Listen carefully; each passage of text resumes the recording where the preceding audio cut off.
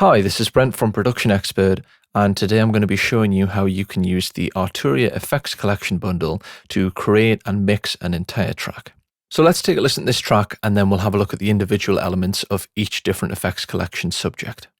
Everything that I said I wanted, everything that I said I needed, everything that I said I wanted, everything that I said I needed. So if we begin with looking at this Scarb bass, this is a Native Instruments bass and it's a MIDI bass, it's not an actual bass, and I've used this pre-1973 to bring out some of the high mids around 3.2, and I'm also driving the input to give it some saturation. I'm also backing off some of the top end just about 1.5 dB.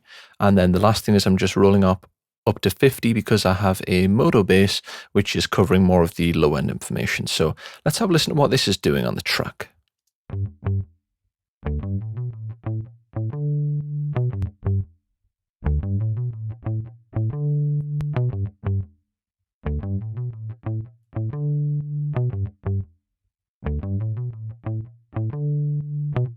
So bringing out that high mid really lets you hear the plec noise come through on the bass, and it just brings a little bit more saturation and harmonic content into that bass so that it'll stand out more on different playback systems.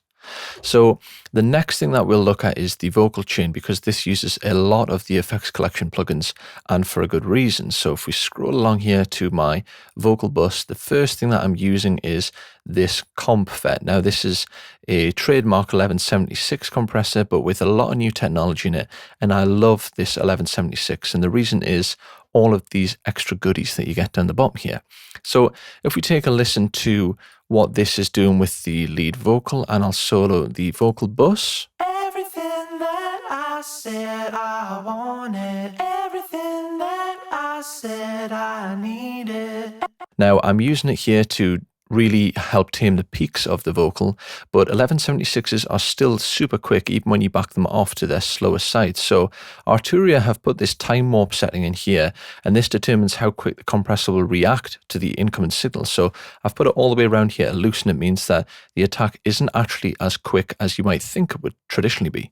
The next thing on my vocal chain is a RE201 slapback delay. Now, if we have a look at what this is doing, it's adding some dimension and some weight and some width.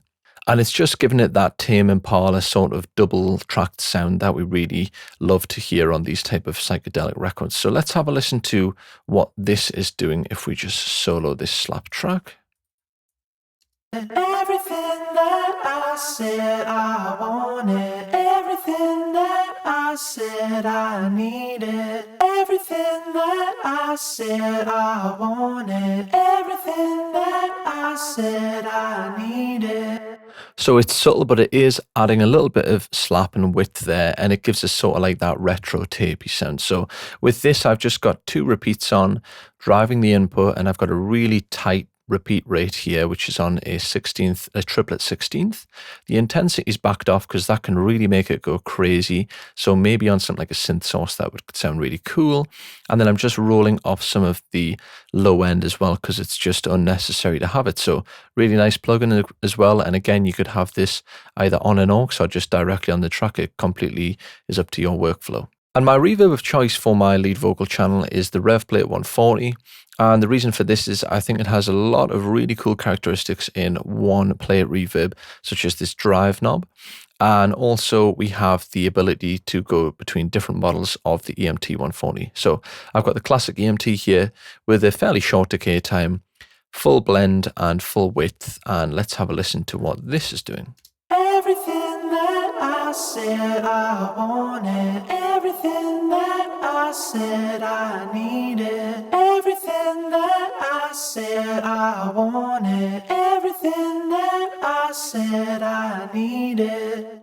So it's quite a dramatic reverb, but in context with the actual mix, I think you'll agree that it really works. Everything that I said I wanted.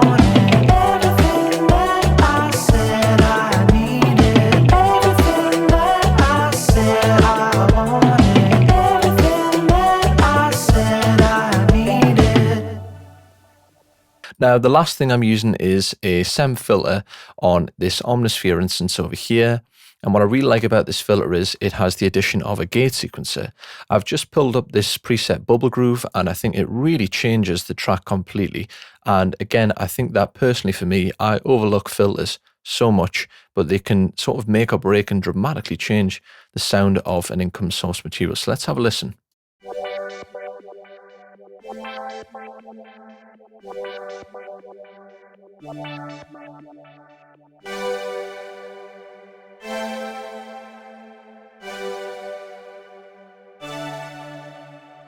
So in summary, the effects collection contains over 15 individual effects in one bundle.